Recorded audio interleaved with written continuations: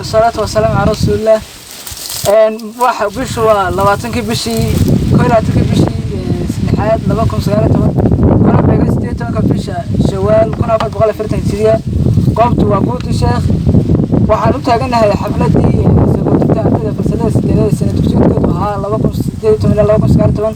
وحن حفلتها يبقى فرق دونا آيات القرآن الكريم كواحد ناخذ دونا الشافعي حمزة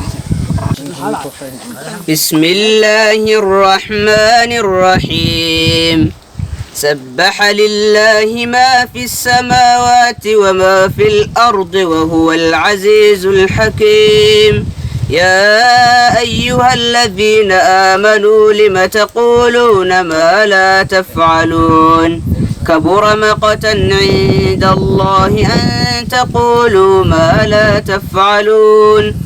إن الله يحب الذين يقاتلون في سبيله صفا كأنهم بنيان مرصوص وإذ قال موسى لقومه يا قوم لم تؤذونني وإذ قال موسى لقومه يا قوم لم تؤذونني وقد تعلمون أني رسول الله إليكم فلما زاغوا أزاغ الله قلوبهم والله لا يهدي القوم الفاسقين. هذه أدوات اسمها السنة هي إلهي نقدر يكون حقوق آيات القرآن وحن يردوا أن حمشة عشهد ونوال دونا تاريخ الدكسي ذا يفصل فيها. السلام عليكم ورحمة الله وبركاته. أما بعد وحن كهذا تاريخ الدكسي ابن القيم جارهان فسلة السديدات. دكسي ابن القيم وحال أساسي تاريخ المركي مرسي لبادي كوني تضبادي بشي تمنات تمنكيدي مالين سور رجعه. دكسي ابن القيم وحال صومري صدح مملوء كلاه محمد حسن دمع oo haystay 2007 ilaa 2010 ciise yuusuf maxamuud 2010 ilaa 2016 waana maamulihii ugu muddada dheeraa inta imika laga joogo sheekh yuusuf sheekh nuux sheekh xuseen oo qabsaday 2016 ilaa haatan oo taariikhdu maraso 12 bishii 6 2019 dugsigan ibn qayyim waxa ka baxay kana qalin jibiyay 8 dafcadood oo ay ku jiraan ardayda maanta loo qabanayo xafladoodii sagootinta dugsigan ibn qayyim marba waxa uu yeeshaa hormood cusub oo loo yaqaano ardayda fasalada 8 ardaydan xafladooda loo qabanaya maanta waxa ay nasiib u yeesheen inay noqdaan hormoodka dugsiga ibn qayyim 2018 ilaa 2019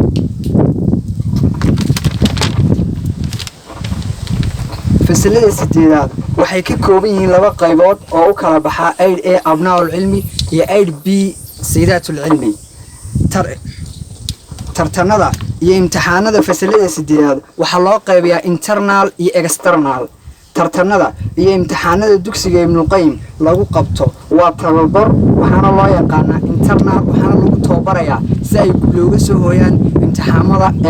externalka ee u dhaxeeya dalada alhuda iyo dhamaanba Somaliland waxaa jiray imtixaamo la qabtay oo u dhaxeeyay dalada alhuda oo ay ka soo qayb galayeen dugsiyada hoos yimaada ibn qayyim ka tahay labana rayaan ka tahay saddexna jamaal kasmaal iyo alhuda primary school waxay ibn qayyim ka qaadatay qayb libaax waxaana taas cadeyn u ah inay dugsiga ibn qayyim ku guuleystay afar kaalmood oo kamida kaalmaha ugu sareeya ee dalada alhuda ee top 10 ka loo yaqaano sidaas leeg waxaa barbar socday tartan kubadeed oo iyaduna ku guuleysatay ibn qayyim hanashadeeda ugu dambeyn waxaan kula dardaarmayaa ardayda fasalada 8aad inay sii wataan waxbarashadooda kuna sii baraarugsanaadaan inay waxbarashadooda dhameystaan isuna diyaariyaan dugsiyada sare allah mahadle idinkuna waa mahadsantiin wassalaamu calaykum aad buu mahadsan yahay shacab sida uu soo kala sheegay dhammaan wixii dugsiga soo qabsamay inta uu joogay iyo maamuladii kala duwan ay soo maray waxaan maraynayaa in si fiican looga bogtay hadda waxaan u yeeri doonaa ardayga ku xiga waxaan akhri doonaa toban English waa Fadhi Maxamed Peace of Allah be upon you. Dear, today I would like to say something about knowledge. As we know, knowledge is the backbone of the life. Without knowledge, people will live the darkness. knowledge in a place as to reach development and prosperity. There is only wisdom says, knowledge is the power, so that knowledge we must use to seek the knowledge to build our country, last but not least, and without the knowledge we will become leader person. So it's not good for you, read to others to good for you. وقلت واحد قفكم كم المرة وحنو يرى سجنا أرضي لقطة نقول هذا أرضي اللقطة دي نقول هذا وناس محمد. السلام عليكم، أهلا بكم. خذوا عني حكم سلفكم لتكونوا أفضل أهل زمانكم. اعلموا أن ميراث العلم خير من ميراث الذهب والفضة، واعلموا أن المعرفة هي قوة، ومن لم يتعلم في صغره لم يتقدم في كبره. واعلموا أن ثلاثة أمور تزيد المرء جلالا: الأدب والعلم والخلق الحسن. واعلموا أن طلب العلم شاق، ولكن له لذة ومتعة، وإنما العلم بالتعلم، ولا يستطاع العلم براحة الجسم. واعلموا أن كل شيء آفة، وآفة العلم النسيان. ونحن نقرأ لنبتعد عن نقطة الجهل، لا لنصل عن نقطة العلم. واعلموا أن من عمل بما علم ورثه الله علم ما لم يعلم. واعلموا أن كل عز لم يؤيد بعلم فإلى الذل يصير. ومن فتح مدرسة أقفل سجنا. وأخيرا، لا حسب كالتواضع ولا شرف كالعلم. أقول لك محبا محترما، علمني كيف أصطاد ولا تعطني سمكة كل يوم. والعلم شرف، فهل أنت مستعد أن تقول لقد علم الحي اليمانون أنني إذا قلت أما بعد أني خطيبها؟ يا إخواني ويا معلميني، كم يرفع العلم أشخاصا إلى رتب، ويخفض الجهل أشرافا بلا أدب. وبالله توفيق. السلام عليكم ورحمة الله وبركاته. أدم سين ناس محمد أحمد موضوع دين عبدنا قنت كهالليا waxaan ku soo gabagabeyn doonaa qaybtii ardayda arday ku hadlaya afka ardayda soo ka hadli doona oraah isku jirta mahadnaq iyo maamulkiisa inta soo baray waxaan yeeri doonaa Cabdixakiin Axmed Xuseen. alxamdulillaah xaqqa thumma salaatu wassalaam ala nabiyyi Muhammad wa alihi wa sahbihi wa sallam. amma ba'd, waxaan salaamayaa dhammaan marti sharafta macallimiinta ardayda iyo maamulka naga soo qayb galay xafladan aadka u qiimaha badan leh. maanta sidii wada ogsoonahay waa maalin xisbila ah, sida afka carabiga lagu dhaxano waa maalin jimca ah. waa maalin aad iyo aad u qiimo badan, run ahaantii qiimad weyn leh. waxaan ugu mahadnaqayaa Allah subhanahu wa ta'ala isku keenay xafladan qiimaha iyo qaayaha badan leh. sidii wada ogsoonahay waa maalin qiimo iyo qaaya leh, sababtoo ah waxaan dhamaystirnay higsigii iyo himiladii aanu lahayn oo muddo 8 sano ah aan soo wadnay. waa maalin niyadeeda wax badan iska bedeleen, nolosheeda wax badan iska bedeleen, aqoonteedana wax badan sidoo kale iska bedeleen. waxaanu afmeernay dugsigii hoose dhexe oo run ahaantii soo dhisay aasaaska mustaqbalka hiisiga aanu ka lahayn. rabbina aanu ka barayno inuu nagu garab galo. marka aan inta ka yimaado maalintan iyo qiimaheeda, halka waxaanan iloobi karin inaan si loogu mahadnaqo maamulka iyo macallimiinta muddada gacanta nagu soo haysay, kuwaas oo aan ogolaan jirin inay dib u dhac sameeyno, naguna garab galay hogatus, tilmaam iyo toosin. run ahaantii awoodeyda maalo intaan kala abaalka wallahi idinkama ilaawo, intaan duca goora ilaabto baryada rabbigay astaysto wallahi idinkama ilaawo. waxaana sidoo kale aan u mahadnaqayaa si gaar ah ugu mahadcelinayaa fomastarka fasalka 8aad waa Axmed Weli Maxamed Sugaal. isagana waxaan leeyahay abaal bad ah, abaal buur ah, abaal buur iyo dheeraada ninba kiisa kan ugu bedel beerka ka ogsoon. ugu dambeyn waxaan mar labaad iyo mar saddexaad u mahadcelinayaa maamulaha dugsiga. isagana waxaan leeyahay marka iyo amaaniyo, marka iyo mudnaaniyo, marinada wanaagiyo, madaxigii islaamkiyo raganimo mugeedii rabbaa kugu majiro mahadaadu waa gaar. waxaanan iyagana aanan ilaabi karin ardaydii qiimaha iyo qaayaha weyneed ee aanu soo wada halgamaynay muddada 8 sano wax soo wada baranay. iyagana waxaan leeyahay rabbi maalmo kale oo badan iyo meelo kale oo badan ha inagu kulmiyo haydin milgeeye ee bahay sharaftiinnu waa midayde noolaada oo cadowmina jabo waxaana sidoo kale aan u mahadcelinayaa dhammaan marti sharafta nagala soo qayb gashay goobtan iyagana waxaan leeyahay meesha meel ka fiican ilaahay isku ka keeno oo ah jannatu firdawsa wabilaahi tawfiiq wassalaamu calaykum waraxmatullaahi wabarakaatu aad baa san yahay Cabdixakiin Xuseen sida qaranimada leh uu nagu soo jeediyay awraahda meelo badan oo ka eegay wuxuu nagu dambeeyay barnaamijkii ardayda waxaanu hadal la siin doonaa maamulka iyo macallimiinta iyo marti sharafta waxaanu yeeri doonaa macallin Maxamed Cali Maxamed oo ah macallinka Ingiriiska bismillahir rahmaanir rahiim salaatu wasalaamu ala rasuulillah amma ba'd assalaamu calaykum waraxmatullaahi wabarakaatuh ilaaha markii askale marka labaadna macallimiinta maamulka ardayda hornaantii dhamaantood ayaa askale maanta taariikhdu waa 22 bishii 6 2019 waa maalin Jimco ah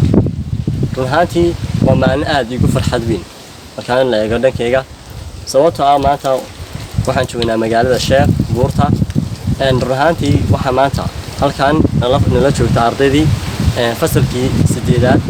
oo runtii u sameeyay xaflad sawirtin ah maadaama ay soo wateen muddo dheer oo 8 sano wax soo baranayeen runtii imikana ay gagabayeen heerkii koowaad barashada dugsiga hoose waxaan rajaynayaa in Ilaahay sidii hore u soo barteen oo runtii anfaca wixii ka dambeeya primariga waayo maanta lama soo koobi karo dhammaan farxada halkan ku sugan runtii waa maalintii oo dhagan soo arkaysaan subuutin qurux badan oo aad u balaaran marka waxaan aad ugu farxaynaa mar walba in ardayda la taaganahay farxad iyo runtii iyo dhiirigelintooda iyo waxbarashadooda waxaana ardayda mar walba tardaami lahaa sida 8 sano oo hore ay waxbarashada u soo dhameysteen inay ka caajisin waayo waxbarashadooda heer bay leedahay waxaan rajaynayaa insha Allah inay noqdaan qaar mar walba guuleysto oo runtii u gudba heerarka waxbarashada arsan waxaan rajaynayaa dhamaantiin sida awal isku dumneedeen ina haataan dhamaantiinba waxaan ugu tardaarmaa arday aan jibina ka kufa ilaa aad gaadhaan aqoontiin heerka ugu wanaagsan markaas noqon doontaan dad marihii la geliyo tacab helo anagana waa noo farxad waana noo soo duceynaa Ilaahay anaga dhigo kuwa kaalmaha sare galo waxaan dilaalkii farbadan muujisanaa waan aragnaa aad baad u mahadsantiin aad u mahadsanyahay macallin Maxamed Cali waxaanu yeedhay mid kamid ah martida ahna macallin kamid ah macallinta dugsiga Nuqaym gaar ahaan branch 2ga waxaanu yeedhay macallin Cabdirashiid Cali Maxamed bismillahir rahmaanir rahiim maamulka macallimiinta iyo dhammaan ardayda أول واحد السلام يا سلامة إسلامك السلام عليكم ورحمة الله تعالى وبركاته بعد الصلاة إبا رحمن الرمتي مهزك له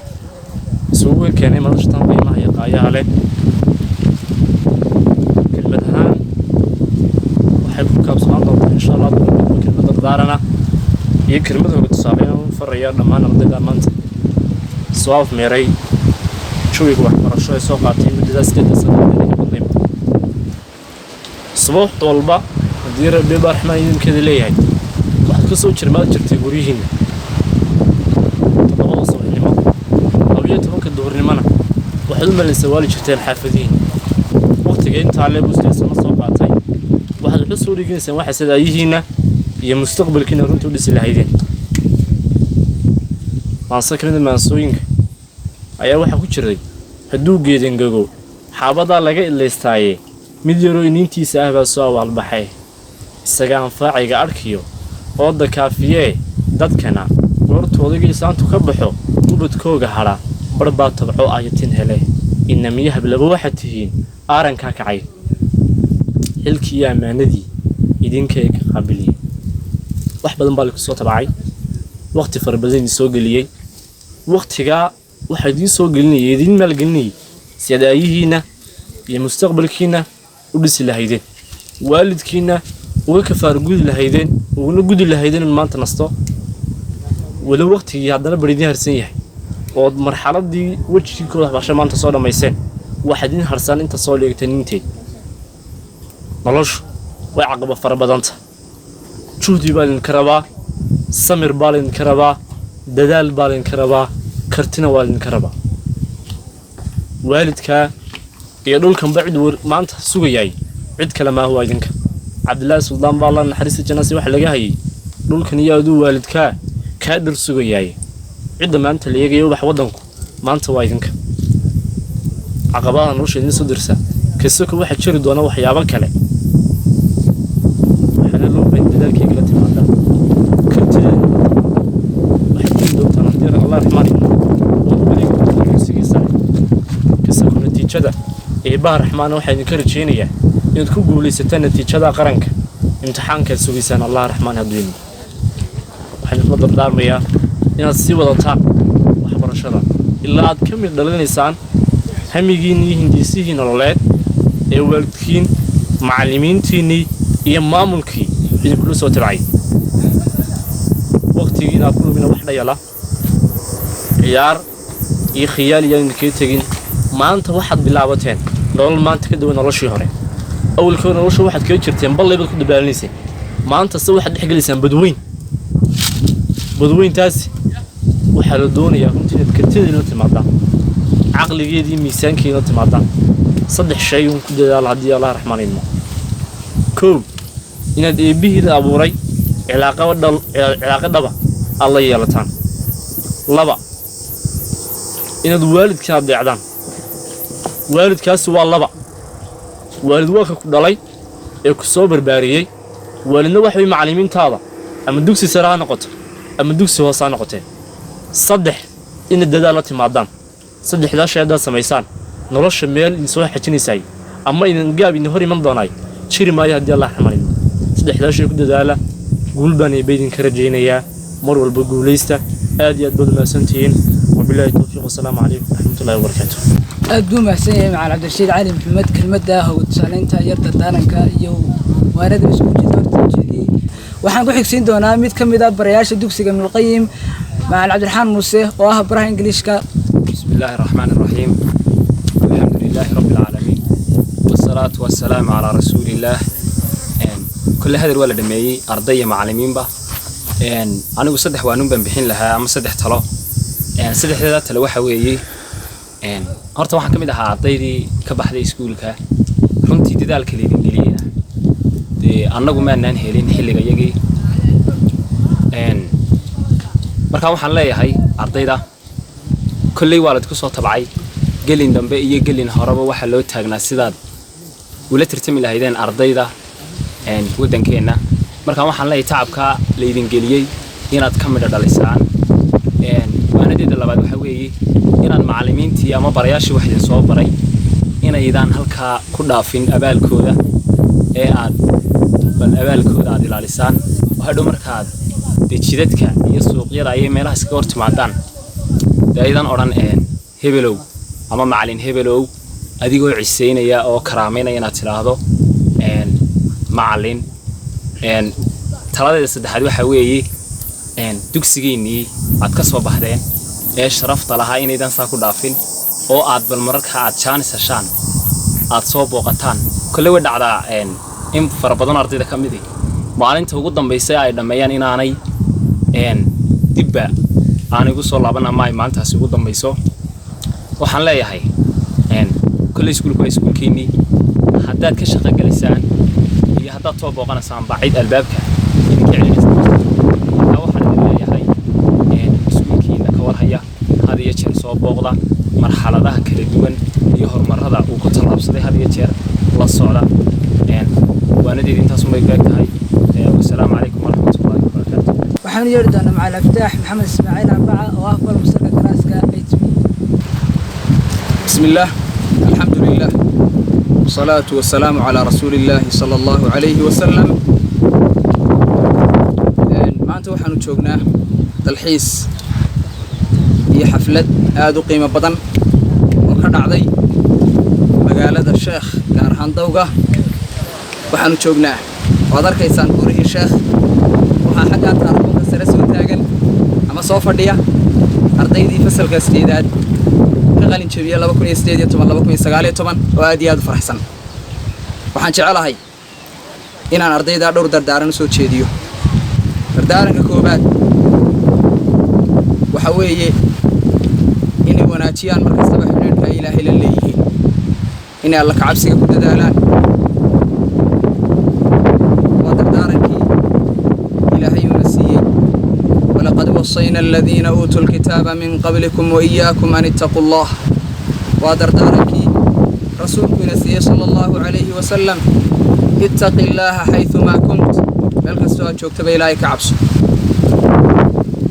وشيء سببيه إن إلهي أقونت ينوفره وحد قرنا إنسان هذا الإلهي يري واتقوا الله ويعلمكم الله إلهي كعب صدى إلهي سقى يا وحيد برية أقونت يا الغفر يا مركز إلهي كعب صدى قف هير قاعد أياد نقونيسا دردارك كوباد مركان كي معضو دردارك الله بعد وحويي لما أنتم بين الدداشان وأقونت أتكو دداشان وهذا وحبرتان علمينا ما الله فائدة مويان خسارة ما الله علمينا فائدة مويان خسارة ما الله كلمتي وسوتش ديني ناصر محمد أحمد أيان هذا حسوسته وهي كم إذا هيد وحين وحبرنا إنه نكفوا عنه دبيعة أقونت هذا ما هم معنى هيد إنه قاعدين دبيعة أقونت وأقونت لما سوكوبه لكن إنه وحبرنا وإنه آدو قفوا عنه دبيعة أقونت هذا وامد مهمة وأنا دين ترتار ميه تصدق هذا حوي لن يردني وحي كسامو بين وحيابا فربضا وحيابا الله دعوضه وحيابا الله عياره وحيابا بدن آد لوgu مشغول وقت بدن lagu lumiyo waxaan aad u jeclaan lahaa inaad waqtigiina ilaashataan oo ciyaaraha iyo filimaanta iyo musalsalada iyo waxyaabahaas aan waqtigiina cunin ee waqtigiina dawrataan waqtigii ugu fiicnaa baa ku jirtaan dhalinyaranimadu waa waqti aad looga faa'iideysto waa waqti aad awood badan tahay waa waqti aanad mashquulsanayn waa waqti caafimaadkaagu badanaa uu tamaam yahay oo mid dhammaystiran uu yahay dhalinyaranimada aad uga faa'iideysta dhaqankiina iyo akhlaaqdiina ilaashada oo wanaajiya dadka xunxun ee dhaqamada xunxun iska ilaaliyo hala saaxiibino ha raacina iskuulka inta joogteen kullay macallimiintiinu aad bay idin ilaalinayeen oo wanaagga idin la jeclaayeen insha Allah macallimiinta aad u tagi doontaana waxay noqon doonaan kuwa wanaagga idin la jecel marka ardaygu uu isteedaadka ka baxo ama uu quraanka dhameeyo xoogaa qababa gashay iyo kibir iyo inaan waalidkii ka amar qaadan oo aanu maqlin aanu adeecin iska ilaaliyo waxaad noqotaan kuwa waalidkooda adeeca oo ka amar qaata oo cid walba ixtiraama oo xaq lagu leeyahay garta oo gudaha barakallahu fiikum intaasaan jeclaa inaan idin sheego aad iyo aad baad u mahadsantiin sida wanaagsan ee quruxda badan ee aad dhigaysanayseen assalaamu calaykum waraxmatullaahi wabarakaatuh waxaan idin rajaynayaa insha allahu tacaala ilaahay inuu mustaqbalkiina wanaajiyo ilaahay inuu meel fiican idin mariyo adduunkiina iyo aakhiradiinaba ilaahay inuu idin dhowro dhammaanteen ba inoo dhowro wassalaamu calaykum waraxmatullaahi wabarakaatuh aad u mahadsan yahay macallin Iftaax kelmadda ka qiimaha badan ee uu noo soo jeediyay taasoo in badan uu nagala hadlay waxyaabo badan nolosha ardayda ku saabsan ha noqoto inay noqdaan dad taabagala oo aqoonta iyo cilmiga ay baranayaan sii wada aan ku joojin waqtiga hadda ay gabagabeeyeen oo ah dugsiga hoose noqdaan dad isku filan ka fiin karaan noloshooda iyo nolosha dad kale aan noqon dad ku dul nool ama dad naquudiyo waa kii ay silbaan timcada lahaa macluul wax kaagama taran ma lagu taray midigtaad waxay xogtaa meedha gaajada qofka bilaadanka wax ku siinaya mar iyo laba wax ku siin kara laakiin in ka badan kuma sii wada karo waxaana sharaf leh qofku sharaf iyo maamuus iyo ciis iyo karaamo ku yeeshaa inuu noqdo qof tabcada waxaana la soo baxa aqoontiisa ku meel mara aqoontu waa shay qura maanta qofka lagu daba socdo uu noqonayo qof kaga hodana qaniye cid walba wuxuu noqonaysaa qof ay daba fadhiisto waxaana horseeday waa aqoonta billahi calaykum waxaan leeyahay aqoontiina iyo dadaalka halka ka sii wada aad buu wanaagsan macallin Iftaax waxaan yeeri doonaa macallin Maxamed Axmed Wali oo ah macallin aad noogu qaaliya ahna fol mastarka galaaska nimada waxaana aad iyo aad ugu mahad celinaa intii aan soo wada qaadanay iyo mudlaan soo wada joognay waana macallin ardayda iyo dhammaan iskuulkaba ku leh maamuus iyo sharaf waxaan soo dhaw bismillaah alxamdulillaah ilaahay baa marka hore mahadle maanta isku halkan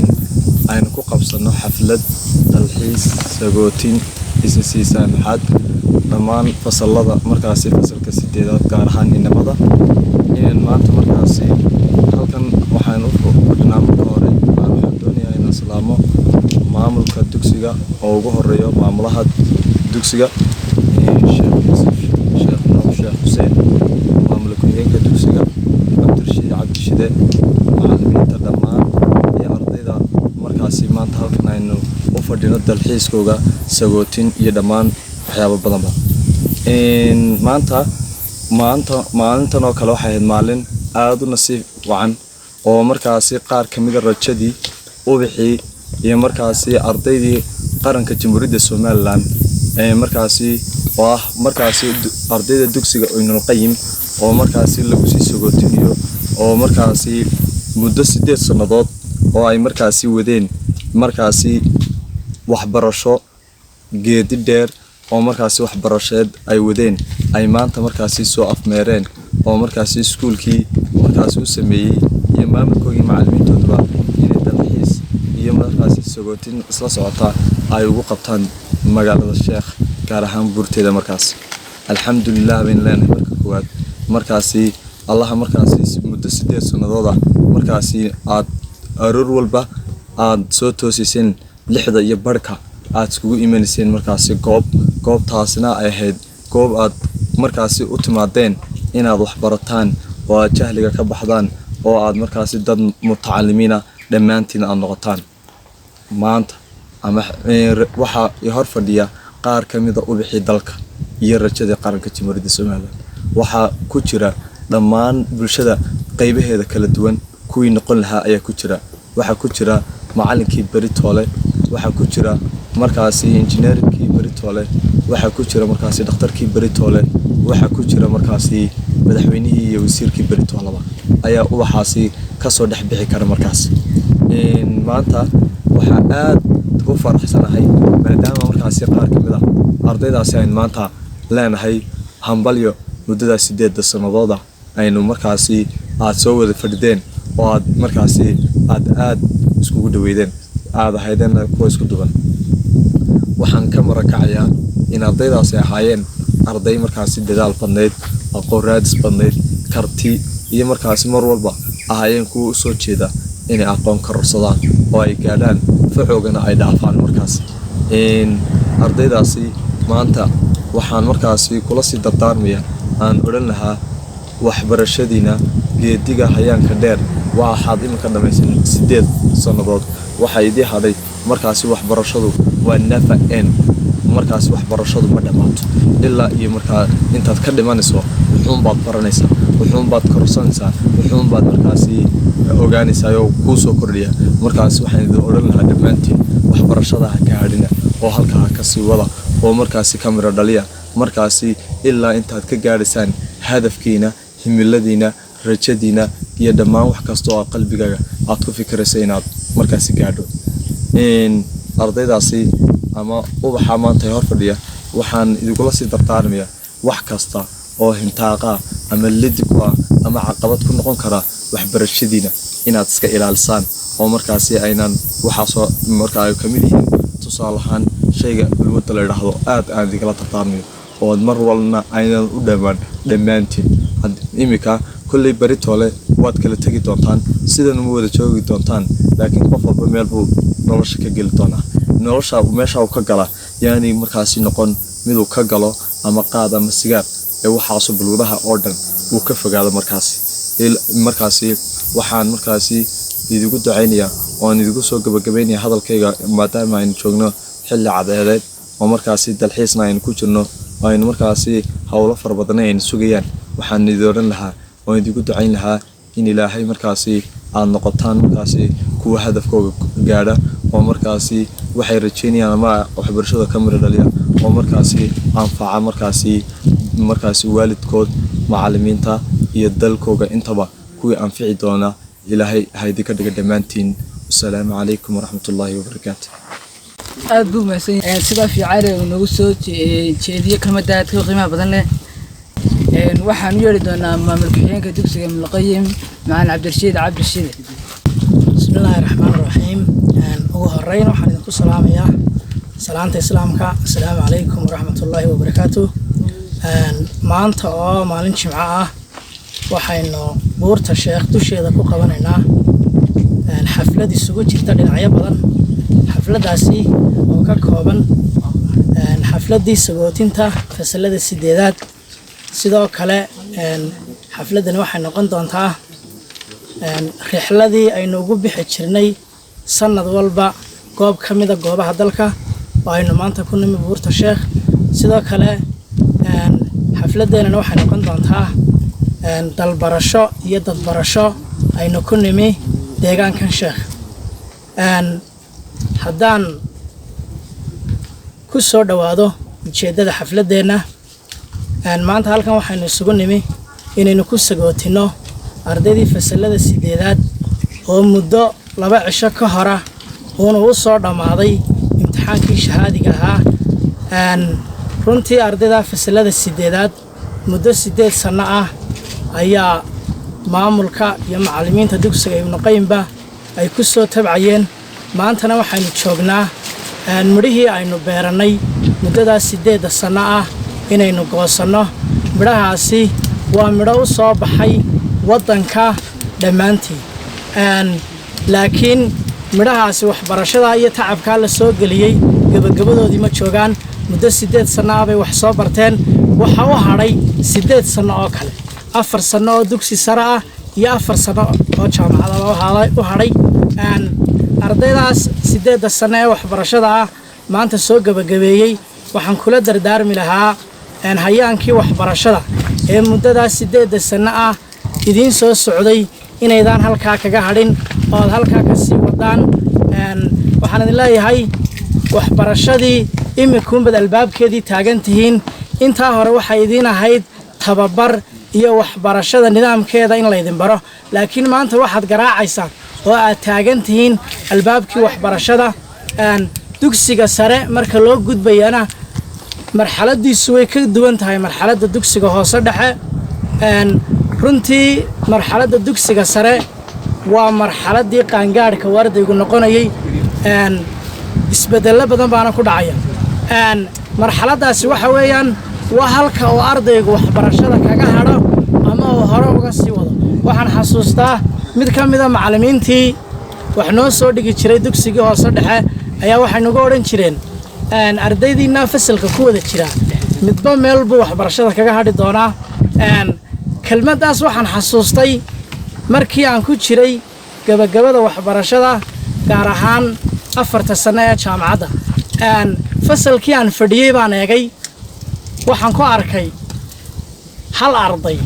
oo aanu dugsigii hoose dhexe wada dhigan jirnay. taasina waxay ku caddaynaysaa marxaladda waxbarashada ee sare inay gedgadoon tahay. waxa laga yaabaa dugsiga hoose dhexe marka lagu jiro ardayda inay fasalka soo wada wataan, fasalka 1, 2, 3 ilaa fasalka 8. laakiin dugsi sare marka la yimaado ragga wuu kala hadhayaa, wuu kala baxayaa. marxaladda la galay ayaana ragga kala saaraysa. waxaan idinkula talin lahaa inaad isku duubnaataan oo weliba waxbarashada aydaan u kala leexanine aad hal meel ka wada abaartaan, hal galaas inaad wada gashaan oo famwana sidaad iminka fasalka 8aad u wada dhammaysateen, hal fasal oo fanforna aad ka wada baxdaan. waxaanan idinku ducaynayaa inaad insha allahu heshaan mustaqbal ifaya, imtixaanka shahaadiga ahaana kaalmaha hore aad ka gashaan. aad iyo aadna waad u mahadsantihiin. asalaamu calaykum waraxmatullahi wabarakaatu. aad buu mahadsan yahay macalin cabdirashiid cabdishide kelmadda aadka qiimaha badan inoo soo jeediyey iyo dhammaan macallimiinta kale oo ay daaranayd in ardaydan la hogajaaleeyo lana taabageliyo si ay u noqdaan dad wax qabsan kara. waxaan u yeeri doonaa maamulaha dugsiga Sheekh Yuusuf Sheekh Nuux Sheekh Xuseen oo soo gabagabayn doona xafladda. waxaan leeyahay soo dhow. bismillaahi raxmaani raxiim. alxamdulillaah rabbil caalamiin, wasalaatu wasalaamu calaa rasuulillaah wacalaa aalihi wasaxbihi ajmaciin. wabacdu, marka koobaad mahadoo dhan ilaahay subxaanahu watacaala baa iska leh. allaha nabadqab iyo caafimaad qab inoogu soo gabagabeeyey sanad dugsiyeedkii, inoo sahlay oo inoo oggolaaday innagoo mid ah inaynu maanta مع سلامين يسقوتين تكسو ولا قادنو مقالة dalxiiska ee sheekh gaar ahaan buurta sheekh dusheeda waxaanaynu ilaahay subxaana wa tacaala weydiisanaynaa siduu halkan inoogu kulmiyey inuu inoogu kulmiyo alfirdows alacla runtii waano iyo waxsheeg waa laynoo soo dhameeyey waxaan anugu ku darayaa soomaalidu waxay tidhaahdaa dhaguhu waa laba dhaga laabu daloola iyo kuwa laydhu daloola dhagaha laabta u daloola waa kuwa maqla waanada loo sheegayo isla markaana weeleeya kuwa laydha u daloolaana waa kuwa ay dhaafaan waanada iyo waxsheega iyo talada loo sheegayaa allahna wuxuu yidhi subxaanahu wa tacaala isagoo dadka wanaagsan ammaanaya الذين يستمعون القول فيتبعون أحسنه dadka intay hadalka dhageystaan intiisa wanaagsan raaca ayuu ilaahay amaanay subxaanahu wa tacaala kuwa ilaahay haynaga dhigo wixii laynoo sheegay aan weelayno aynu ku dhaqanno horena aynu u soconno guulaysta dhammaantiin adduuniya aakhiraba wassalaamu calaykum waraxmatullaahi wabarakaatu